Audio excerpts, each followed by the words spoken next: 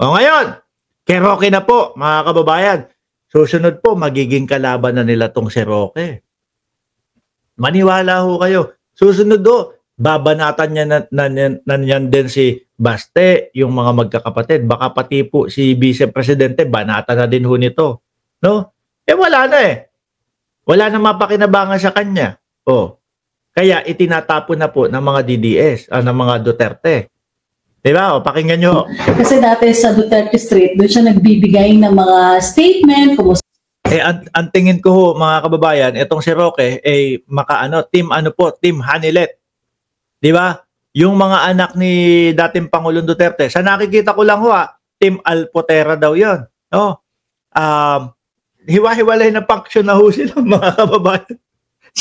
Sabi, sulid kami. Putres na yan. Merong mga faction na kesyo daw yung mga side ng mga nanghihingi ng pera versus dito sa mga hindi daw nanghihingi ng pera. Wala na ho. Ang gulo na nitong mga ito. Ngayon naman, may faction pa sila ng Team Alpotera, Team Hanilet.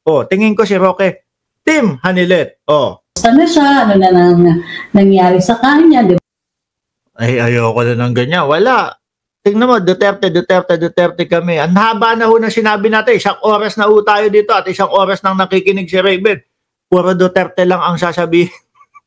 Kasi nga, walang maipangtanggol ho sa Vice Presidente. Walang maipangtanggol sa mga Duterte, kundi pa ulit-ulit lang na ganyan. Wag na natin pasinin. Puro Duterte lang yan. Gusto ho natin, mga kababayan, yung mga yung ipagtatanggol yung Vice Presidente nila, ipagtatanggol si Baste, ipagtatanggol. Kung paulit-ulit, wala.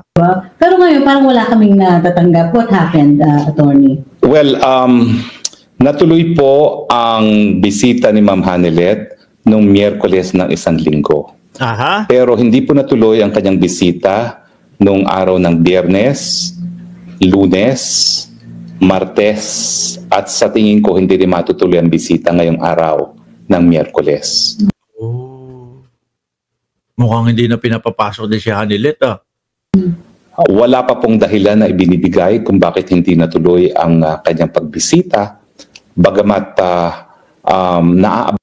hindi kaya pinagbawalan na ng mga Duterte, mga kapatid, yung mga anak ng dating Pangulong Duterte?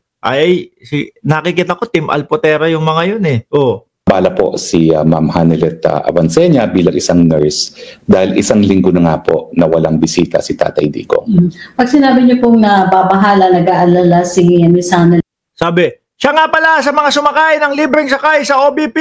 Say hello. Mga DDS lang yan. Puro karamihan ng mga kakamping at yung mga karamihang government supporter. Mga may kotse yan. Mga DDS. Mga DDS lang, yung mga may banil doon sa kilikili, yan lang yung mga mahilig sumakay diyan. yung mga government supporter at kakamping, puro may mga kotse yan. Kita nyo, kayo lang umiiyak doon sa 20 pesos na bigas, kayo lang yung nag-ahabol sa 20 pesos na bigas. Di ba? Yung mga kakamping, hindi mo nga nakitaan yan na naghanap ng 20 pesos na bigas Yung mga sumusuporta sa gobyerno, hindi. Masaya kami sa 40, 50. Yung 20 pesos na bigay sa inyo mga DDS, yung mga libreng sakay. Yan, sa inyo. May mga sasakyan niya mga yan.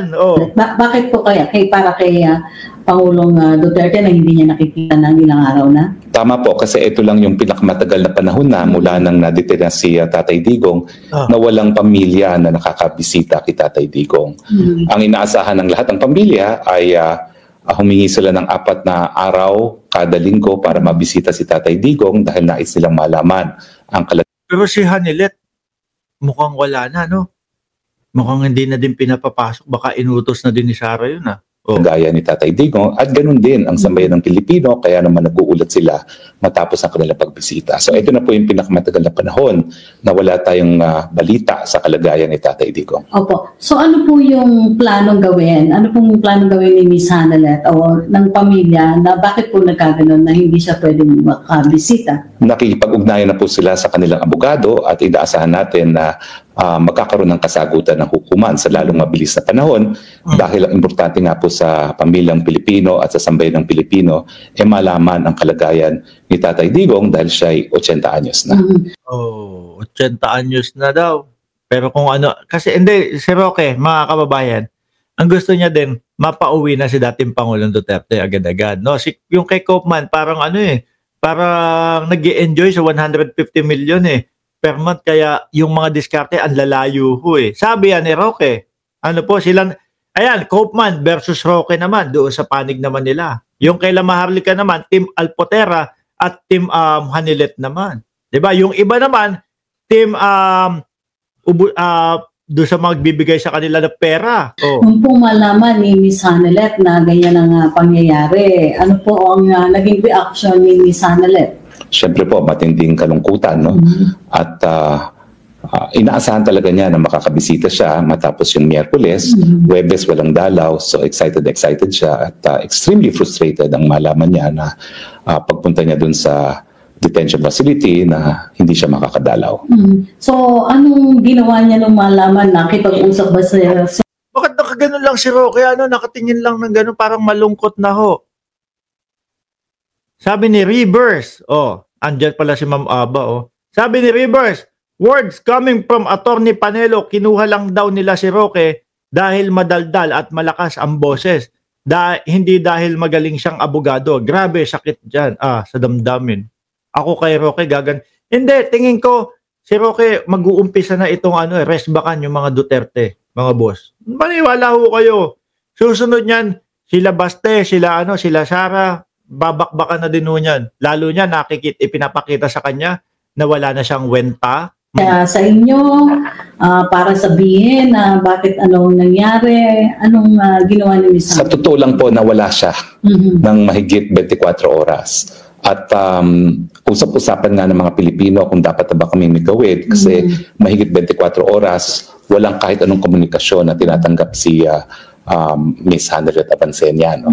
Pero nung araw ng Linggo, natawagan ko naman siya matapos ang mga 30 plus hours na walang kontak kahit kanino at nalaman ko nga na hindi natuloy ang pagbisita nung Biyernes. Opo. So, hindi kaya binabawalan na, hindi na pwedeng Diba kasi yung mga pahayago ng mga anak ni dating Pangulong Duterte na biruin mo sa pagmamalaki nila. Ilan daw yung girlfriend? 13 girlfriend o 16 na girlfriend? Diba? Kumbaga, parang yun lang ang turing nila kay Hanelet. No, kasama lang sa mga girlfriend. Sa buong panunungkulan ng dating Pangulong Duterte, ang akala natin talagang yun lang Diba? Talagang siya lang no? Pagkatapos po, nung dating asawa, si Hanelet na. Kaya lang, ang pinamumukha ngayon ng mga magkakapatid na, wala, pantay-pantay lang sila dyan. Sakit nun.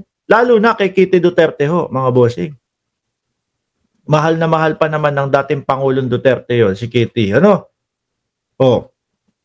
Tapos sasabihin ng mga magkakapatid, wala, lahat yan. Miski naanakan, miski yung girlfriend lang sila. Girlfriend lang daw. Pero kaya siguro, mas boto sila doon kay Alpotera, o kaya ganito na. Siguro sabi, hindi na pwedeng pumasok yung si Hanelet.